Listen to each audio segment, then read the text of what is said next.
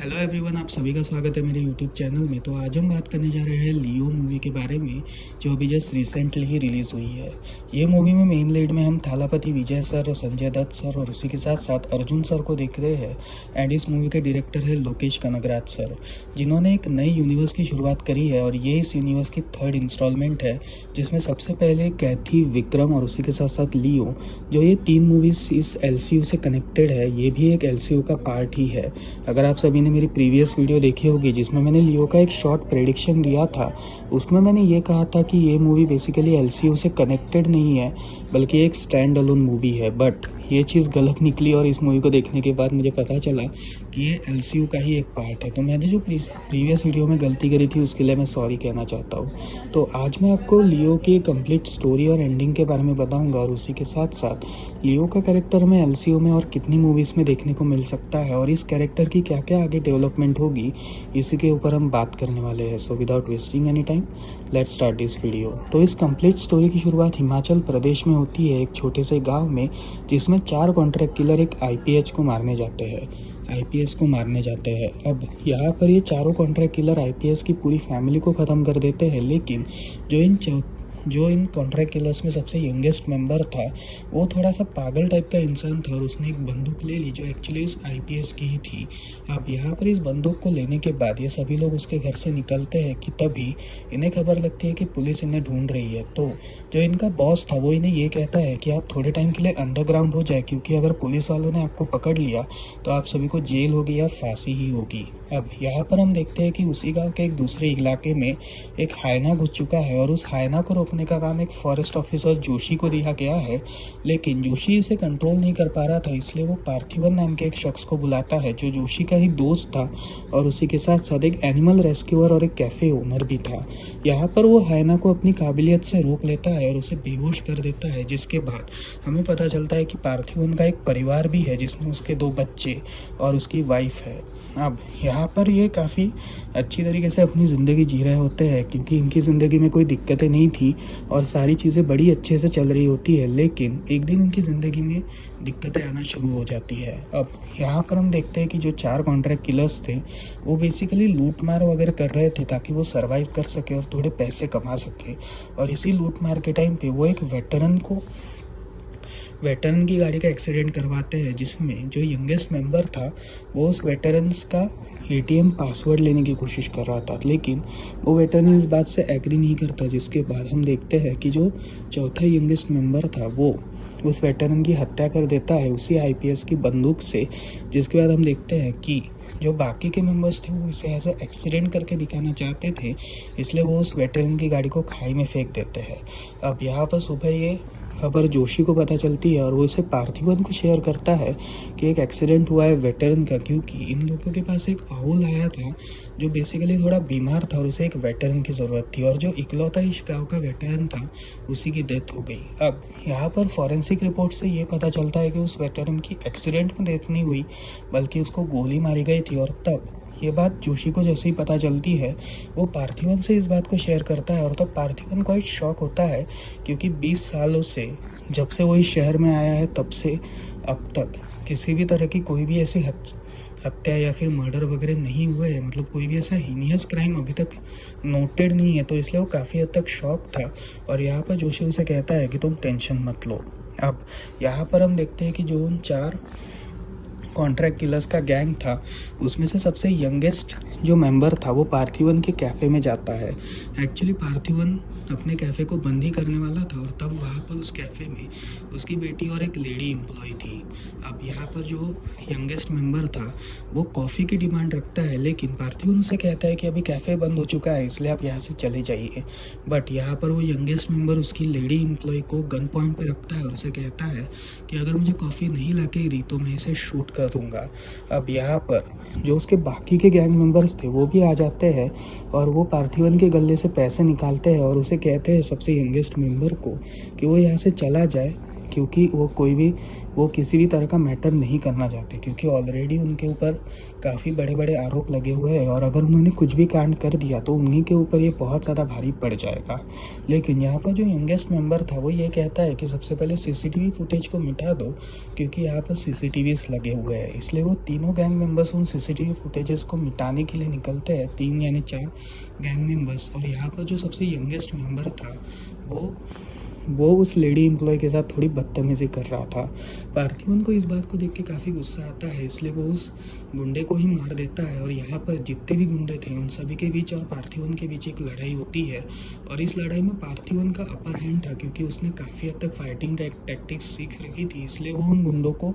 चट तो कर देता है। लेकिन यहाँ पर जो उनका लीडर था वो उस लेडी एम्प्लॉय को पकड़ता है और उसे चाकू पे रखता है और कहता है कि अगर कुछ भी किया तो वो इस लेडी एम्प्लॉय की हत्या कर देगा।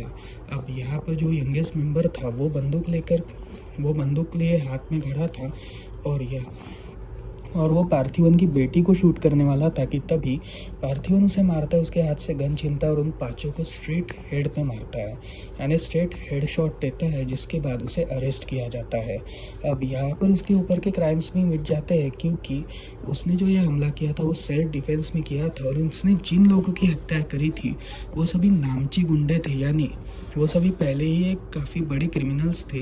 इसी वजह से पार्थिवन को जेल से रिहा किया जाता है और यहाँ पर पार्थिवन को वीर पुरस्कार के लिए भी नॉमिनेट किया जाता है। अब यहाँ पर हम देखते हैं कि जितनी भी मीडिया थी वो पार्थिवन को रिकॉर्ड करती है उसके साहस भरे काम के लिए, और यहाँ पर पार्थिवन अपने चेहरे को छुपा के रख रहा था। अब जो इन सभी कॉन्ट्रैक्ट किलर्स के रिश्तेदार थे वो पार्थिवन और उसकी फैमिली को मारने की फिराक में थे, क्योंकि उनका ऐसा मानना था कि पार्थिवन की वजह से ही उनके परिवार के लोग मारे गए हैं, इसलिए वो पार्थिवन को मारने के लिए और उसके परिवार वालों को मारने के लिए अपने गुंडों को भेजते हैं और ये सभी गुंडे पार्थिवन की फैमिली के ऊपर हमला करने के लिए निकलते हैं।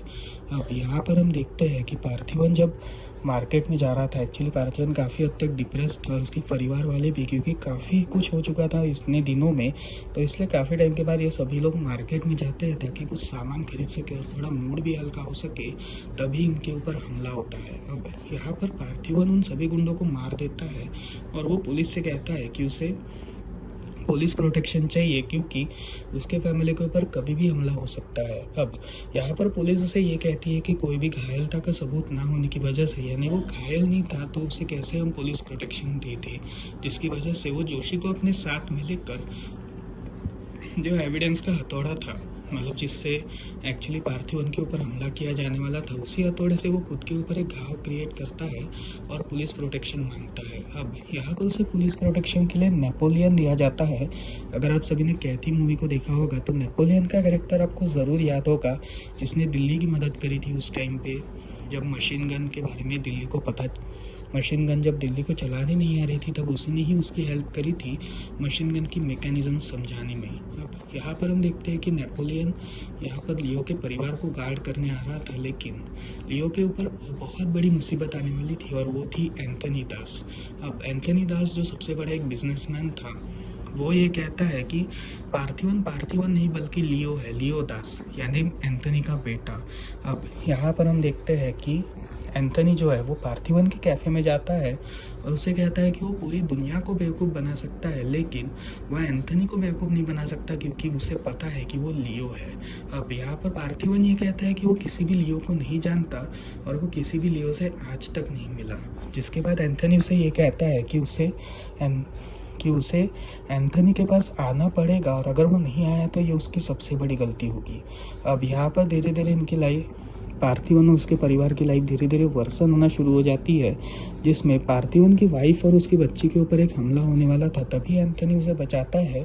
और वो कहता है कि कोई भी उसकी बहू या पोती को हाथ नहीं लगा सकता। अब यहाँ पर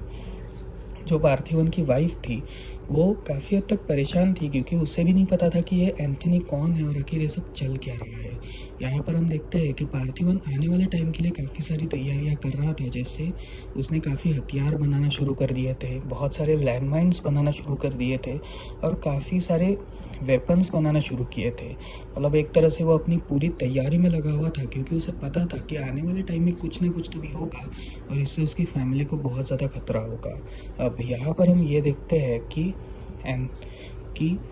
यहाँ पर हम ये देखते हैं कि पार्थिवन की जो वाइफ थी उसे पार्थिवन के ऊपर थोड़ा बहुत शक होने लगा था और जोशी को भी पार्थिवन के ऊपर शक हो रहा था कि कहीं ये लियो तो नहीं है। अब यहाँ पर लियो उस टाइम का एक सबसे बड़ा मर्डरर था और सबसे बड़ा क्रिमिनल था और वो सेम टू सेम पार्थिवन की तरह ही दिखता था। इसलिए पार्थिवन की वाइफ जो है वो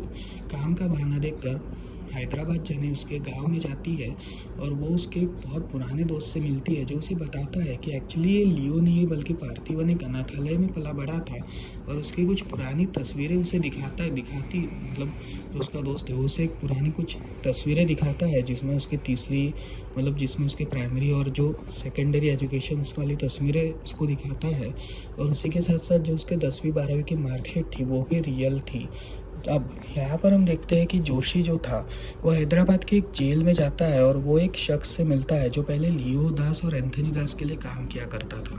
और वो उससे पूछता है कि आखिर लियो दास की स्टोरी क्या है, क्योंकि वो एंथनी दास, हैरल्ड दास और इन सभी के धंधे के बारे में जानता था। और एंथनी दास जो सबसे बड़ा टबैको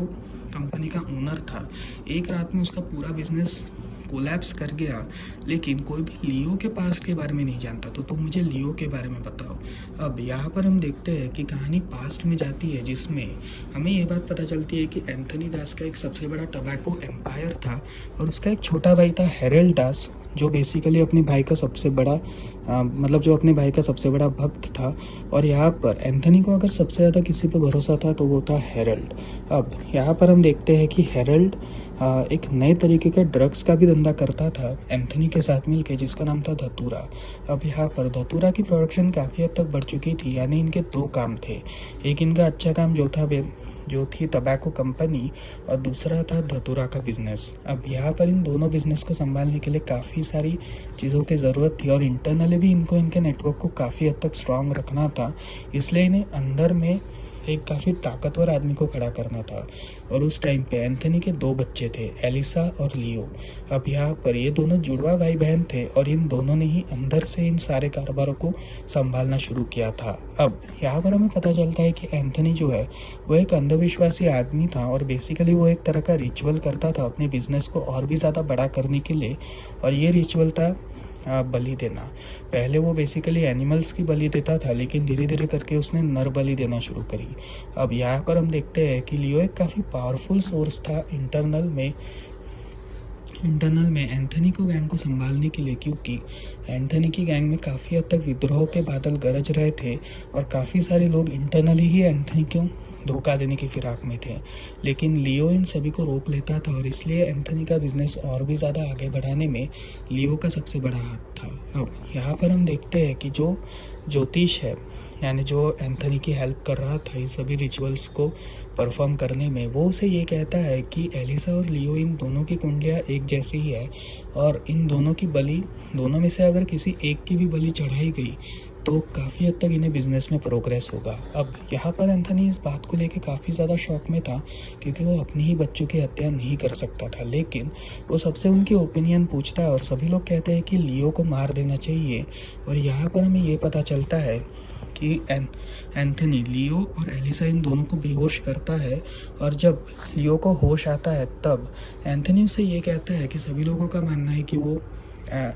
लियो को ख़त्म कर दे, बट यहाँ पर लियो को पता था कि उसकी बहन इस एक्चुअल टारगेट। तो वो ये कहता है कि अगर एलिसा को कुछ भी किया तो वो उसके पूरे साम्राज्य को ख़त्म कर देगा, जिसके बाद हमें ये पता चलता है कि एंथनी एलिसा की बलि देने वाला था। अब यहाँ पर लियो अपनी पूरी ताकत का यूज़ करके एंथनी और हैरल्ड को मार देता है, हैरल्ड को घायल करता है और वो कहता है कि अब जिस अंधविश्वास से तुम इस बिज़नेस को चला रहे हो, इस पूरे बिज़नेस को अभी मैं हमेशा के लिए बर्बाद कर दूंगा। इसलिए वो अपने लोगों के साथ मिलकर उस पूरे फैक्ट्री में आग लगा देता है। और यहाँ पर वो अपने लोगों के साथ जैसे ही जाने वाला था तभी एंथनी एलिसा को मार डालता है और यहाँ पर हैरल्ड लियो को 2 गोलियाँ मारता है। अब यहाँ पर एज पर एंथनी और हैरल्ड, लियो उस हादसे से बच चुका था और अब वो एज अ पार्थिवन करके जी रहा था, क्योंकि उसे पता था कि अगर सपोज एंथनी के पास वो वापस जाएगा तो उसके मरने के चांसेस और भी ज़्यादा है। अब यहाँ पर हम देखते हैं कि जोशी जो था वो उस क्रिमिनल से ये पूछता है कि क्या ये लियो है, मतलब पार्थिवन का फ़ोटो दिखा के वो पूछता है क्या ये लियो है, जिसमें उस कैदी का ये कहना था कि लियो की आंखों को देखकर वो समझ लेता है कि आखिर लियो है कौन, और वो लियो नहीं है क्योंकि लियो ऑलरेडी मर चुका है। अब यहाँ पर हम देखते हैं कि एंथनी की यहाँ पर हम देखते हैं कि हैरल्ड पार्थिवन की वाइफ के बारे में पार्थिवन को पता चल चुका था, और इन दोनों के बीच में एक आर्ग्यूमेंट होती है जिसमें पार्थिवन उससे ये कहता है कि अगर मेरी शक्ल लियो से मिलती है तो उसमें मेरी क्या गलती है, मैं तो अपनी लाइफ अच्छी तरीके से जी रहा हूँ, बस इसलिए तुम लोग मेरे पे शक कर रहे हो क्योंकि मैं एक अनाथ आदमी हूँ, इसलिए तुम लोगों को ऐसा लग रहा है कि मैं एक मर्डरर हूँ। अब यहाँ पर इन दोनों के बीच में एक आर्ग्यूमेंट होती है जिसमें जो पार्थिवन की वाइफ थी वो उसे संभालती है और उसे कहती है कि ऐसा कुछ भी नहीं है, बल्कि वो चाहती है कि आने वाले टाइम में कोई भी उसके ऊपर उंगली ना उठाए इस बात को लेके कि वो मर्डरर है। अब यहाँ पर हम देखते हैं कि एंथनी के ही कुछ लोग लियो के मतलब पार्थिवन के ऊपर हमला करने की फिराक में थे और वो हमला करते भी है, लेकिन तभी पार्थिवन का बेटा और उसी के साथ साथ पार्थिवन इन हमलावरों को रोक लेता है और यहाँ पर वो नेपोलियन से कहता है कि प्लीज़ हमारे परिवार की रक्षा करिए क्योंकि उन्हें उनकी सख्त ज़रूरत है। जिस पर नेपोलियन ये कहता है कि उसकी रिटायरमेंट को अभी 60 दिन बचे हैं, लेकिन वो उनके परिवार की कंप्लीट रक्षा करेगा। और यहाँ पर पार्थिवन उससे पूछता है कि आखिर तुमने इतनी बड़ी मशीन गन चलाई कैसे थी उस दिन, जिस पे वो कहता है कि एक्चुअली उसने सिर्फ दिल्ली को इंस्ट्रक्शंस दिए थे, बल्कि मशीन गन तो उसने चलाई ही नहीं कभी। अब यहाँ पर हम देखते हैं कि एंथनी ने लियो पार्थिवन के बेटे को किडनैप कर रखा था और वो पार्थिवन से ये कहता है कि तुम मेरे पास नहीं आए इसलिए मुझे तुम्हारे पास आना पड़ा, और अगर तुम मेरे पास नहीं आए तो फिर मैं तुम्हारे बेटे को हमेशा हमेशा के लिए ख़त्म कर दूँगा। जिसके बाद हम देखते हैं कि एंथनी वहाँ से चला जाता है और यहाँ पर पार्थिवन नेपोलियन के साथ मिलकर उनको चेस करने लगता है। इसी कार चेस सीक्वेंस में एंथनी के सभी लोग मारे जाते हैं और एंथनी भी एट द एंड गाड़ी से बाहर निकलता है। एंथनी और पार्थिवन के बीच में एक लड़ाई होती है और इस फिस्ट फाइटिंग के बाद पार्थिवन जो था वो एंथनी को मारने में सक्सेसफुल होता है। अब यहाँ पर हैरल्ड जो था उसे ये बात पता चलती है और वो पार्थिवन को कॉल लगाता है और कहता है कि तुम मेरे भाई की लाश मुझे ला कर दोगे और मैं तुम्हारा बेटा तुम्हें दूंगा। अब यहाँ पर पार्थिवन जो है वो एंथनी की लाश हैरल्ड के आदमियों को देता है और वो उन्हीं के साथ हैरल्ड से मिलने जाता है, जिस पर हैरल्ड उसे कहता है कि वो लियो है और यहाँ पर पार्थिवन उसे समझाने की कोशिश करता है कि वो एक्चुअली लियो नहीं है। जिसके बाद एक बहुत ज़बरदस्त फाइट होती है और इस कंप्लीट फाइट के बाद हैरल्ड पूरी तरीके से घायल हो चुका था और वो कहता है कि तुम ही पार्थिवन हो, ये मैं मान चुका हूँ, इसलिए तुम अब यहाँ से चले जाओ। जिस पर